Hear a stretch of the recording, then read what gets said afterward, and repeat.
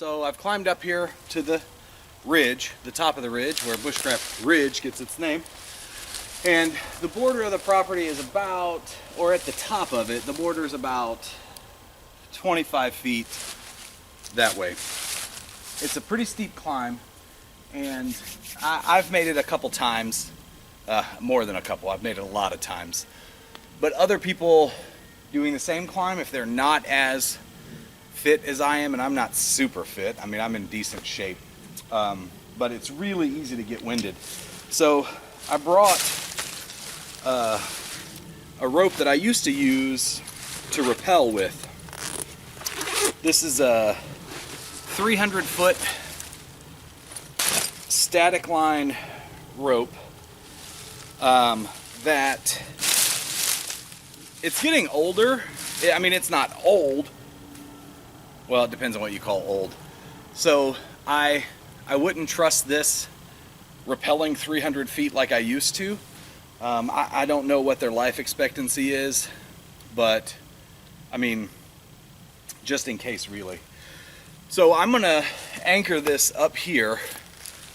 I'm going to rappel down the ridge and then tie it off at the bottom so that people can hook in with a carabiner, use it to pull themselves to climb to the top of the ridge, and then also get down a little easier. I've come up here with some pretty big packs, and I mean, it's rough.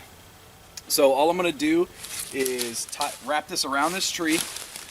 I'm gonna secure it with a figure eight. So you tie a little single figure eight on this side, you wrap the rope around, pull it through, and then thread it back through your figure eight, and then cinch it tight. And then we'll do a stopper knot at the end. So once I get that done, I'll show you what it looks like. So after I got started working on it, I ended up not doing the figure eight. I did a taut line hitch with a stopper knot, just so I could loosen and tighten it. So you'll see I have my taut line hitch here so that I can run it out or tighten it in, and then my stopper knot here, and then I'll end up putting a double stopper just to be safe. And now I'm gonna climb down this draw and tie it off at the bottom, so we'll have something to come up and down with. All right, see you at the bottom. So down here, I decided to go with the trucker's hitch because it allowed me to get the most tension on the rope while locking it in. So you can see here is my trucker hitch. If you don't know how to tie a trucker's hitch, there are plenty of videos online, and I'm pretty sure I have one on my channel somewhere. But I made the non-slip loop here, and it loops back this way so it doesn't slip. And then the way I do it is I run the rope after you make the loop.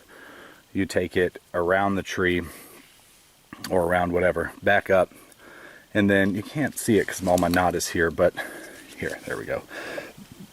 I put it through there twice, run it through the loop 2 times, one or top and then bottom. And what that allows you to do is take this running in and cinch it all the way down. And when you wrap it around twice like this, it locks itself. So then you can secure it off here with your other knot. So you do a trucker's hitch just like normal with the loop, wrap it around, run the rope through there twice, 1, 2, and I do it like this, top and then bottom, and then pull it, and then the tension will actually cinch itself and allow you to work with the running end, if that's what you call the loose end.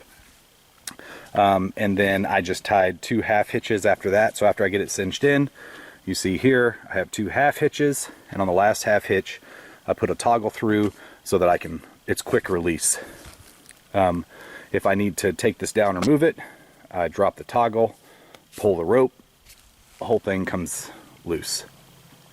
And then just to see what we have going up, we have 300 feet of rope going. You actually can't see the top from here because the angle gets a little bit shallower toward the top, but it goes all the way up, then over into the tree that we got tied to. And you can see here, we got some pretty good tension on the rope.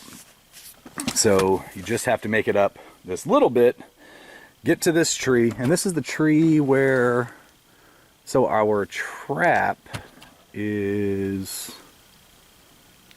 right there, I think. So this is the tree, yeah, that's our trap right there.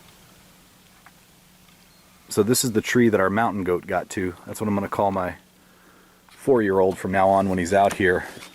This is the tree he was hugging onto yesterday that I told him to stop, and then I turned around and he was all the way up there with me. So I know he can at least get to here. Then we can secure onto this with a carabiner and a rappelling figure 8 or a climbing figure 8 and go all the way the rest of the way up. If we slip, the figure 8 will catch us on this and we won't fall. And then we can also use this to climb. So a couple of things that I'm going to do is anywhere where it's rubbing, like you see it's kind of touching that tree right there, I'm probably going to, I don't know, move it to the other side of that tree or see how much slack there is, if I can move it to the other side of the tree, if it would work. And then to make it last a little longer, I'm going to get some water hose, cut it down, and then this is what I used to do when I rappelled. I would put water hose on my rope to wherever it was going to rub. So the tree up top, and then down here, I'll put water hose over that. Like I'll just slide it onto the rope so it'll look like there's water hose from here all the way around back up to here. And that should last us for quite a while.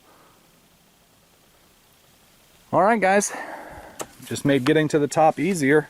The cabin, when we get it built, is gonna be right down in there somewhere, I think. So let me know what you guys think, and we'll see you on the ridge.